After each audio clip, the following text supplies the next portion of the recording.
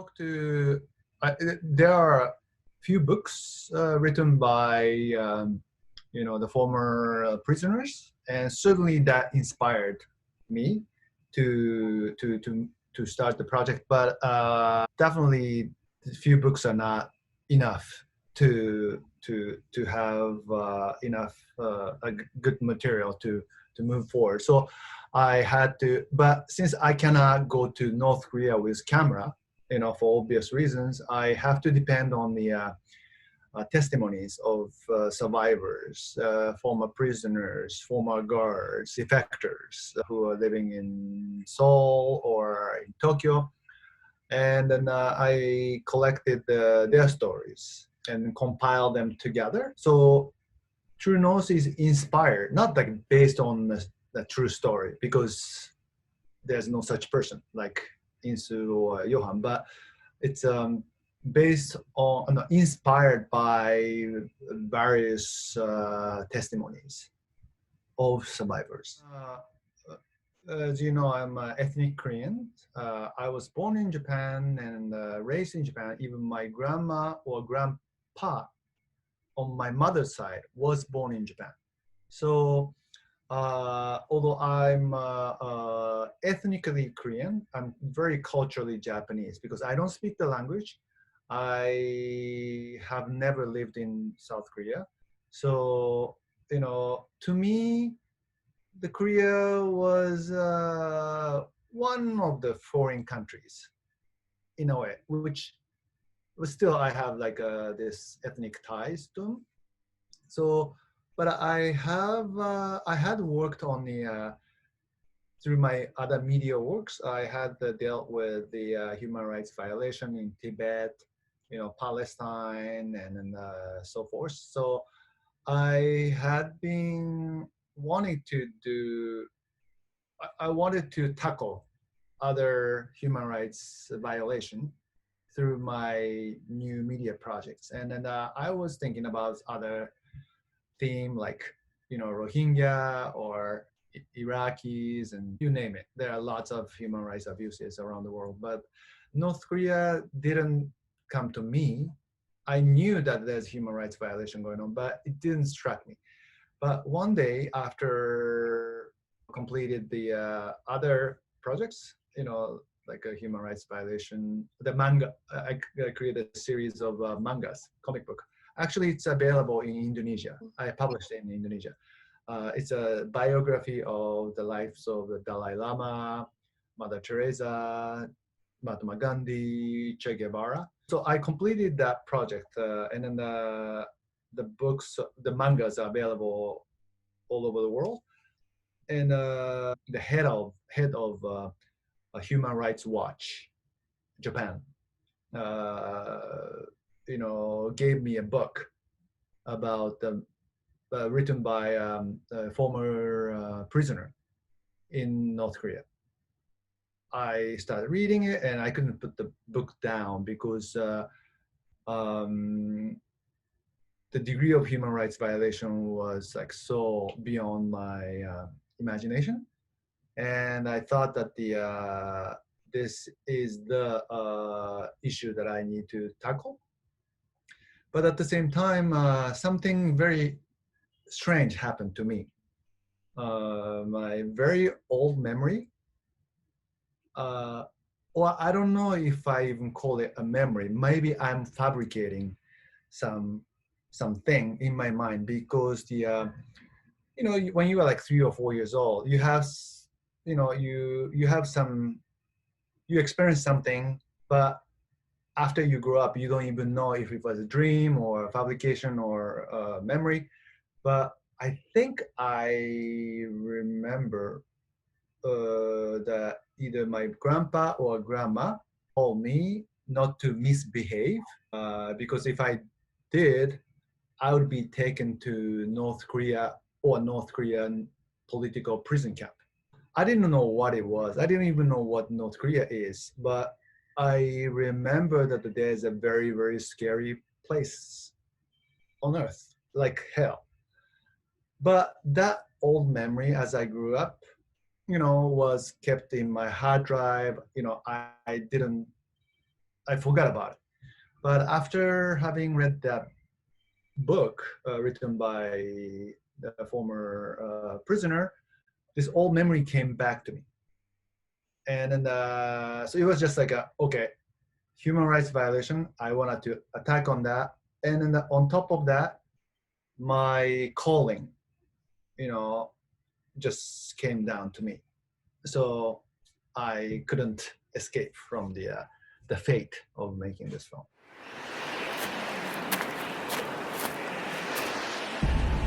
It is your duty as prisoners to bear witness to I was studying Bahasa, school called Cinta Bahasa in Ubud, Bali. My teacher, Nobiana, knew that I was a filmmaker. She wanted to introduce one of her friends who is artist. Doing lots of animations and then graphics, and then I thought that I wanted to make an animated film, but I wasn't planning to do it in Indonesia. I was thinking about Japan or the US, because kind of like this like stuck up attitude of Japanese who think that we are the center of anime world, So I thought that, okay, I mean, she wants to introduce Andre, but I was kind of like, maybe he has some work that are really crappy. And I knew that he was very young, fresh out of school. So I wasn't expecting much. But when I saw his piece, he made a short film called Moriendo. I was blown away. The sensitivity and art and the texture and all that was like really, really high quality. So I flew to Jakarta and met Andre, and then explained what I have in mind. I wanted to make an animated film about North Korea's political prison camp. At first, he was like shocked because he had been exposed to more soft, material. The princess or superheroes or romantic comedy. But so he was taken aback. But the more we talk, the better we get to know each other. Then we decided to launch the project. And first of all, we tested our skills. So we made a short trailer. In the film industry, we call it sizzle reel. Sizzle reel, just to prove the concept.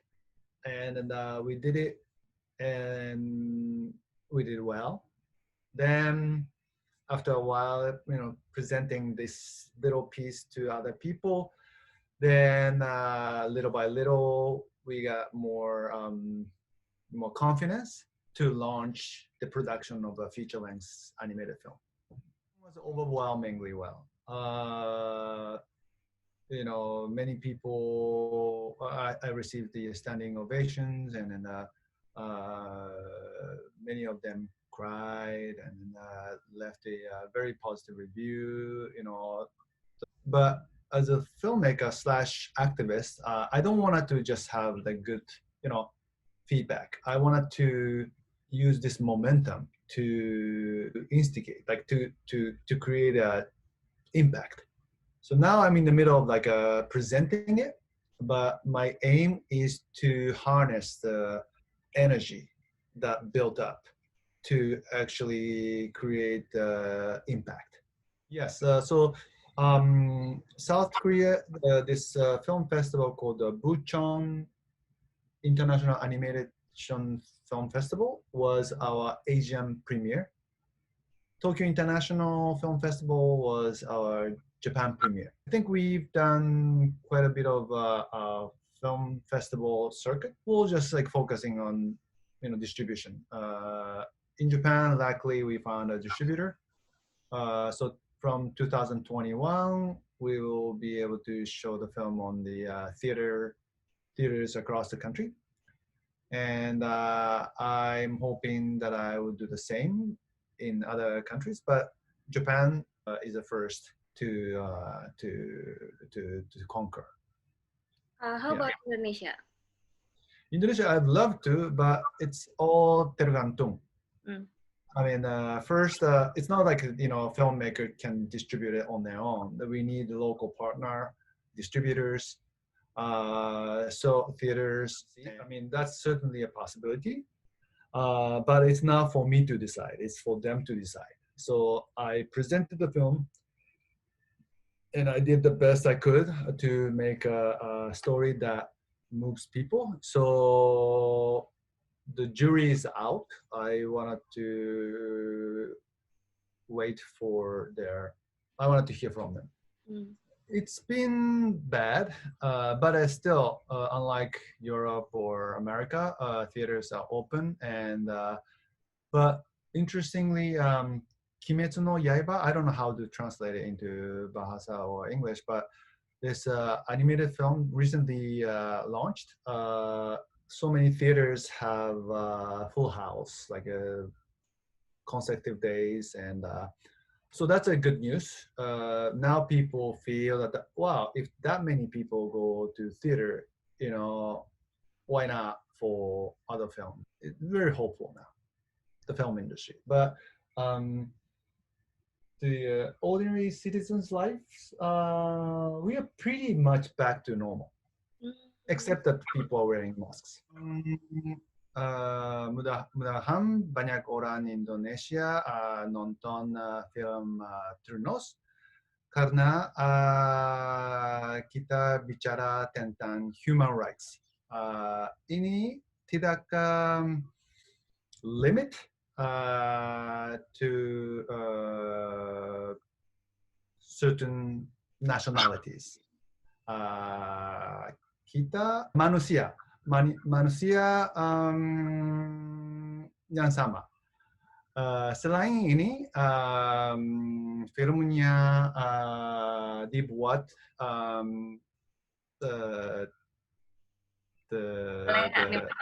orang Indonesia di Jakarta, dan saya punya banyak hormat untuk artis atau the animators Indonesia. So tolong lihat, nonton Ternos dan bercakap tentang human rights.